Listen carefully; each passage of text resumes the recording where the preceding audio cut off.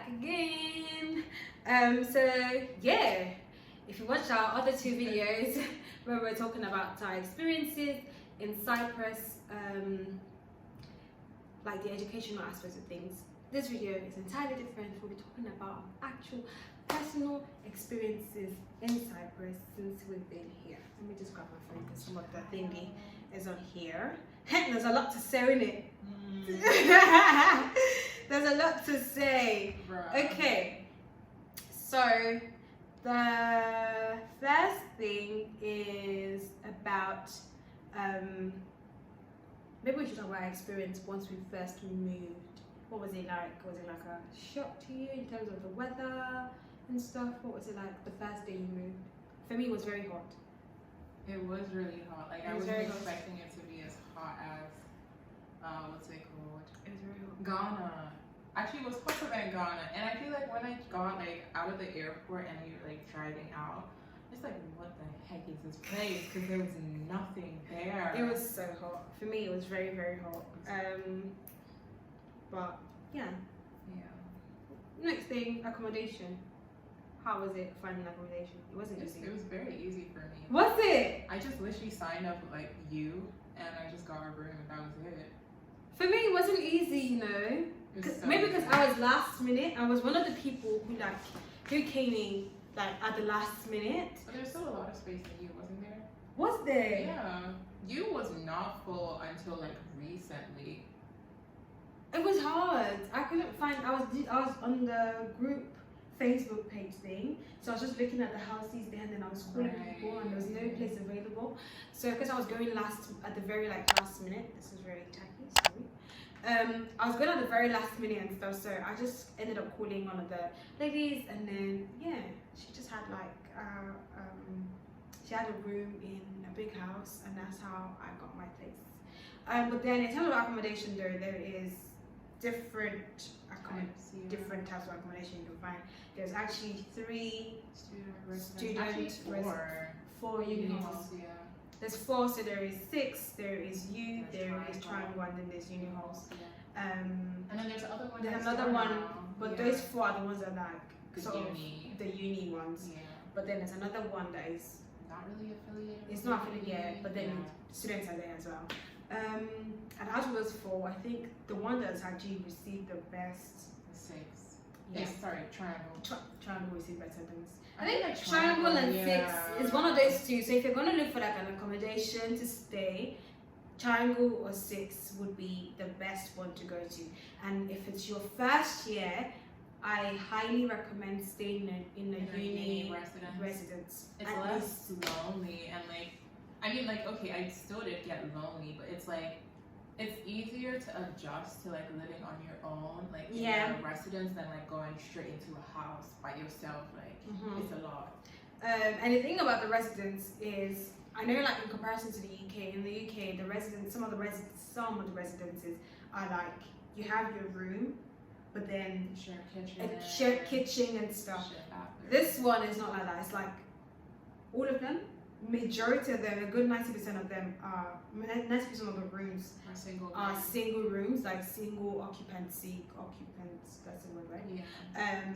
Studio apartments. Yeah. So it's just you yourself in the kitchen and your bathroom and stuff. I don't like sharing bathrooms.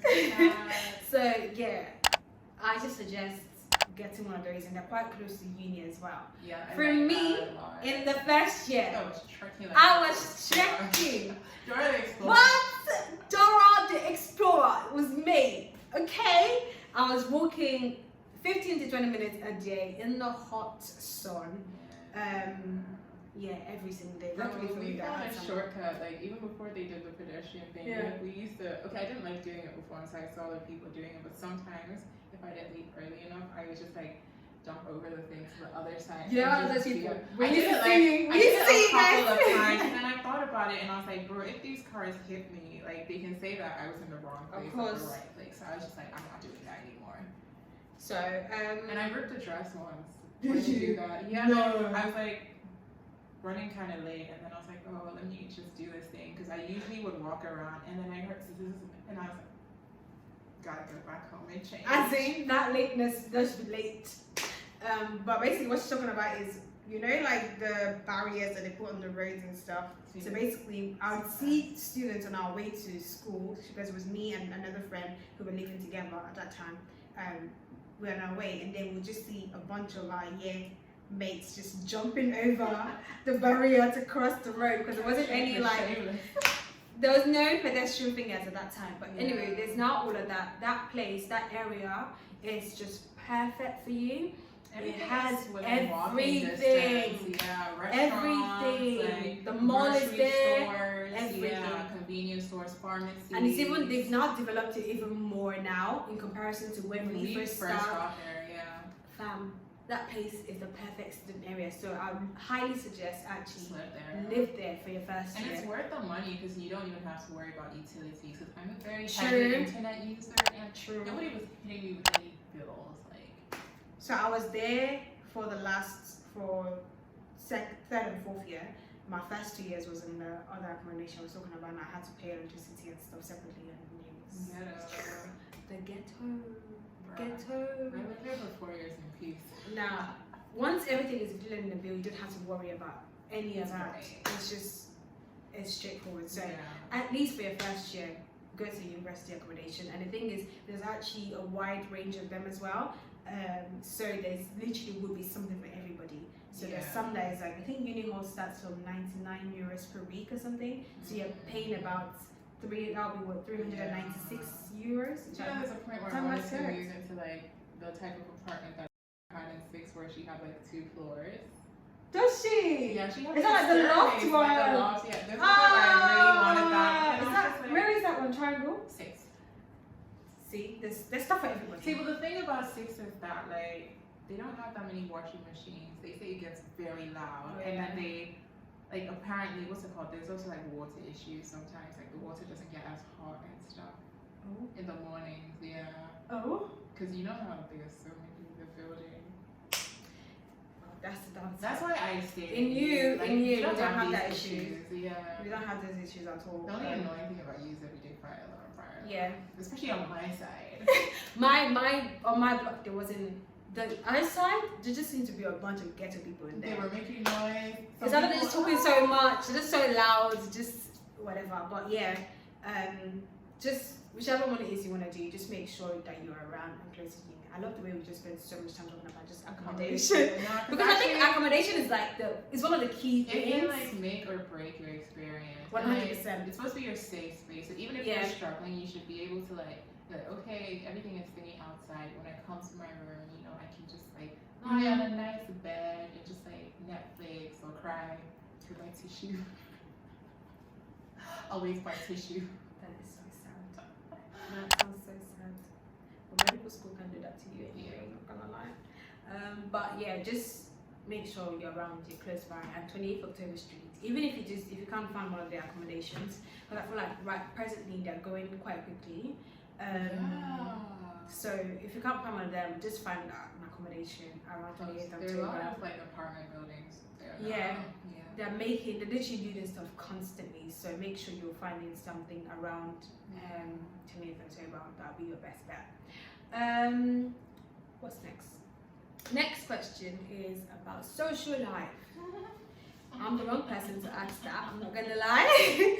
Because I don't really got too much, but there is like quite a good number of like good restaurants around and stuff. I love my Piazza Goranaki. That's the place for like a nice, if you're a meat lover, that's a place you definitely want to go to. They have like the popular this is some of the restaurants, by the way. The KFC, the McDonald's. Don't be surprised if they don't have some of the things that you probably find in your country. Their McDonald's range is not giving. Let's not talk about it because it's gonna break my. They don't have the wrap of the day in the McDonald's here, and it breaks my heart. They don't have like. Yeah, it's okay. Let's not. Yeah, but restaurants good. Social life generally, I think it's calm. They've got things, for everybody. The reason why she's looking at me like that is because our version of social life is different. This girl wants concerts. She wants the Wizkids and not the Wizkids. She wants not the Wizkids, the Mr. Easy. Not even Mr. Easy. I just want any of the people I like. Like you can bring Summer Walker. You can bring anybody, and I will be She's there. not about the contents. They do have contents though, just so we're clear. But I mean, Or a it's bookstore. okay. I just want to go to a bookstore. They don't have bookstores here. I think they do. They do, actually they do. But then majority of people say week. There was one in Alpha Mega. Yeah. I mean, there's stuff for everyone. But yeah, generally social life is okay. So restaurants, what else counts as social life? Next to the beach, I guess. Yeah, there's the beaches and stuff. There's carnival that they do in Limassol. Coffee. If you drink coffee, you'd be fine. You'd be very literally at every corner there's a coffee shop. Yeah, I don't drink coffee, but that counts as socializing here. Yeah. What else today? What else? Smoking. If you smoke, you'd be fine. That's the best you could come up with, smoking. Actually, they love smoking in this place. Smoking is their thing. Cigarettes and Coke. Not cocaine. I mean Coca-Cola. Like, please. Sure, you're actually kidding me. But okay. Moving on very swiftly. Next is the living cost. I feel like Cyprus is. Like, if I don't think about converting it to like the currency back home, I feel like it's cheaper than a lot of places. Because like the taxes the Canadians are paying, the Americans are paying, the pound sterling these lot are using, Now I feel like it's okay. What, like you said, if you don't convert things back, then it makes sense. It's fine. I think it's okay. And once you find like certain spots, like going to the markets and stuff, you actually find things that are even cheaper. Things like vegetables, fruits, those things are actually quite cheap. They're quite cheap here. And are quite nice. Just close your eyes. Get to the toast. Just take my card. Do it. Yeah, but it's cheaper. It's for fine. students, like if you manage your money well, I think you'll be very fine. good. But I feel like my first 2 years, I think, because of the whole, obviously there was no Brexit then as well, and like the whole online shopping thing was like very like thinking to me because my parents weren't around to like regulate me, and so for every week I have like a package coming through because I feel like online shopping used to keep me happy than just like knowing I was getting a package or something. I think I'm the one. I am the one who I was saving money. You see, I'm the kind of person where I think first and second year when people ask me, oh, do you want to go do this one? The thing I'm saying is, do you know how many pieces of chicken that can buy me? Because I was just trying to save my money. But living cost is fine. Yeah, it's actually fine. And fine. what she said, don't be a shireen here, damn it.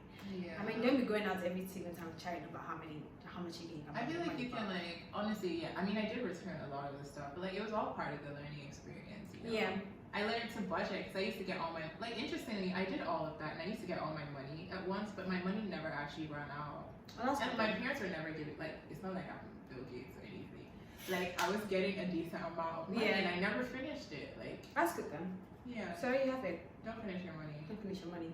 Be very smart with your spending. Yeah. But yeah, if you are smart with your spending and stuff, I feel like you should be okay.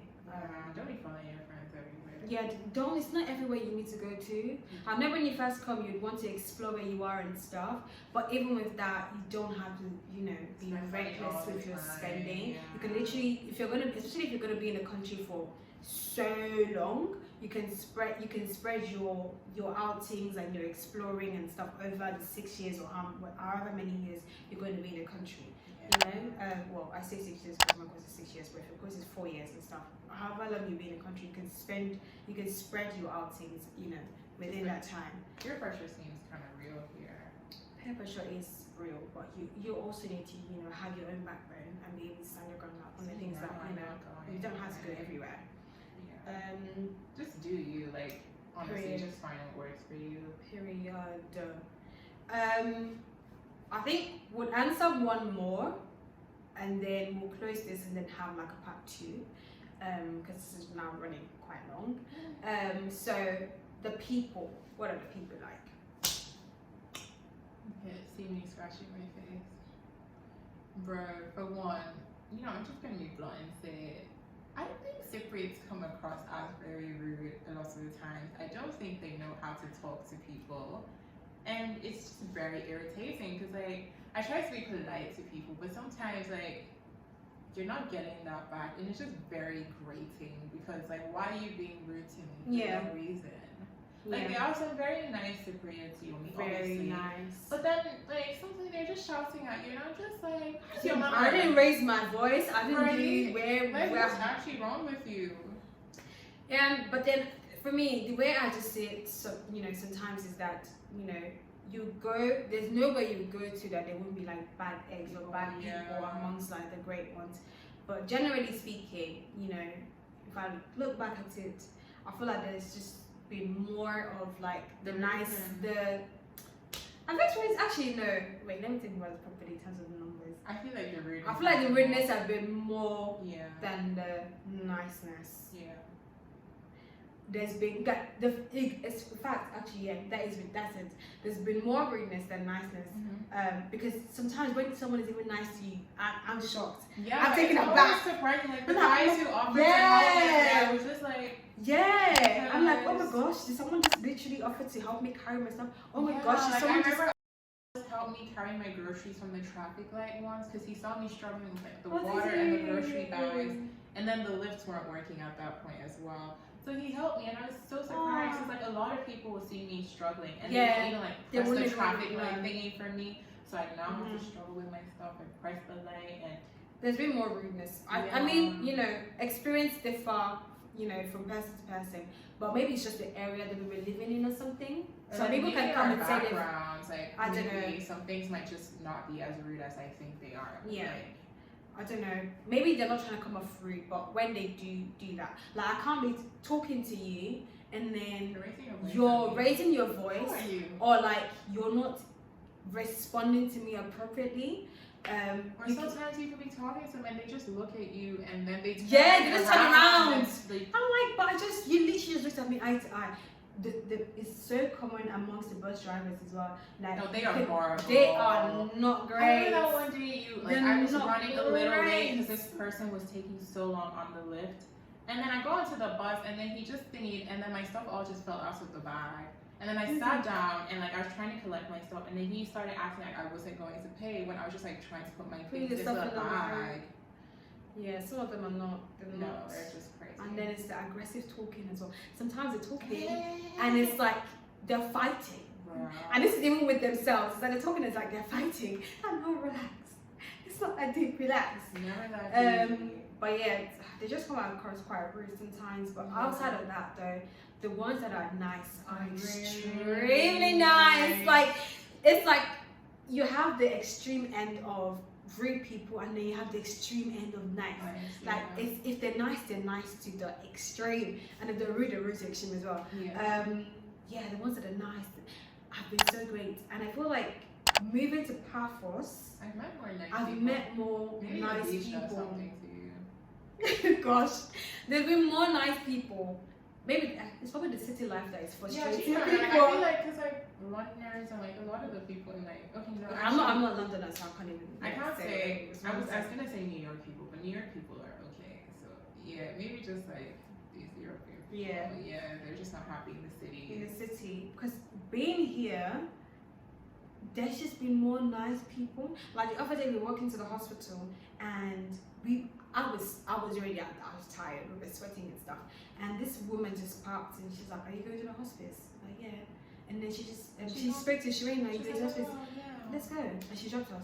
Yeah, she's like, "Oh, let's go sit in." And I was like, "Okay." But the other day when we had to when we were moving Shireen's stuff, because Shireen is obviously my neighbor and stuff, and we had already moved my stuff into my place, and then we had to move her stuff into her place, and this guy just offered help, and I was like, "Oh, do you guys need help with moving, the things over and stuff?" We were done at that point, so I was like, "Oh, we're done." He's like, "Oh." But at least the office, like you could see us like moving all the stuff, and then he just offered. I knew, like they would see me carrying my groceries. Found, they just look at you. And even the students, I thought a lot of the students were so irritating sometimes. Yeah. Like they can see you carrying a lot of stuff.